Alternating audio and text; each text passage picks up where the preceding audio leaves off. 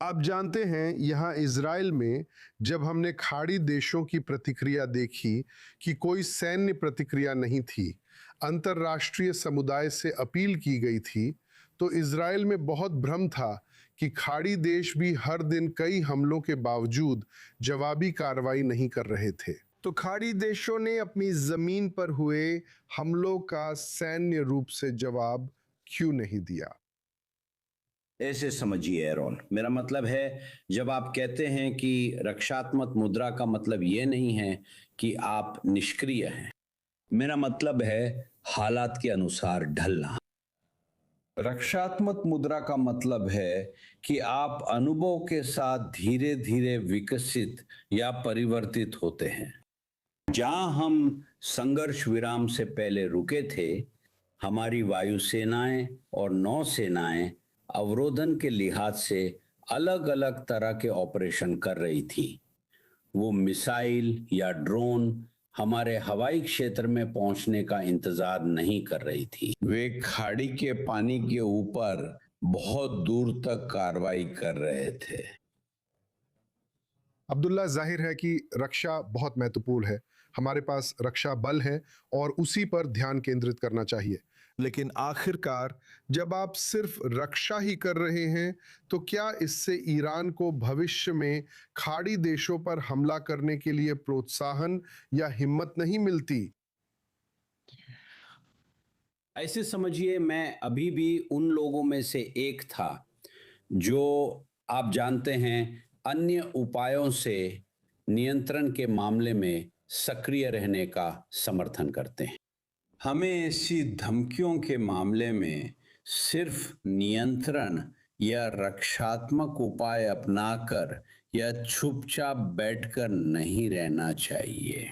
हमें सच में खुद आगे बढ़ना चाहिए, भले ही हमारे सहयोगी पीछे रह जाएं या ऐसे क्षेत्र में हों जहां वे निर्णय नहीं ले पा रहे हों। कुछ क्षेत्र ऐसे हैं जहां हमें अनिश्चितता भरी चुनौतियों का सामना करना पड़ता है, लेकिन मुझे उम्मीद है कि हमने सीखा है और अब आगे बढ़ेंगे। यह सिर्फ ईरान या उसके समर्थित गुटों से आने वाले खतरों का सामना करने की बात नहीं है, बल्कि भविष्य के खतरे सिर्फ ईरान तक सीमित नहीं रहेंगे। बिल्कुल सही, और यही मुझे मेरे अगले सवाल पे ले जाता है कि ये उम्मीद है कि आप जानते हैं इस मौजूदा शासन के तहत क्षेत्र के लिए खतरा बना रहेगा और भौगोलिक हकीकत नहीं बदली जा सकती। बहरीन अभी भी ईरान के सामने समुद्री रास्ते के उस पार रहेगा, और यही बात आपके बाकी पड़ोसियों पर भी लागू होती है। तो बहरीन उस भविष्य की स्थिति के लिए कैसे तैयारी कर रहा है? बिफोर यू उससे पहले 1985 में ईरानियों ने सोचा कि वे सऊदी अरब की दृढ़ता की परीक्षा लेंगे, तो उन्होंने अपने कुछ जेट फाइटर तैनात किए।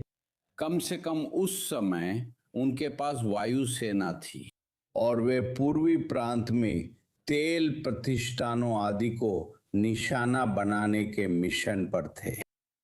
किंग फहद ने बीच में एक रेखा खींची जहां अंतर्राष्ट्रीय जल ईरान और सऊदी अरब के बीच अंतर्राष्ट्रीय जल का विभाजन या सीमांकन था। और उन्होंने ये कहा कि जो भी इस रेखा को पार करेगा, उसे मेरी अनुमति नहीं चाहिए, उसे गिरा देना चाहिए।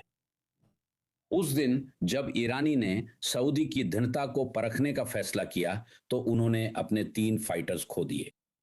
तो आपके सवाल के संदर्भ में, अगर आपको बुरा न लगे, क्या आप इसे फिर से कह सकते हैं?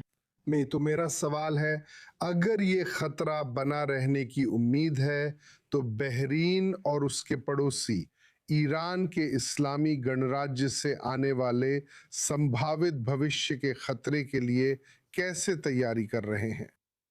मैं आपको आश्वस्त कर सकता हूं कि यह न तो बहरीन का नजरिया है, न सऊदी का, न यूएई का, न कुवैत का, न ओमान का, और न ही कतर का।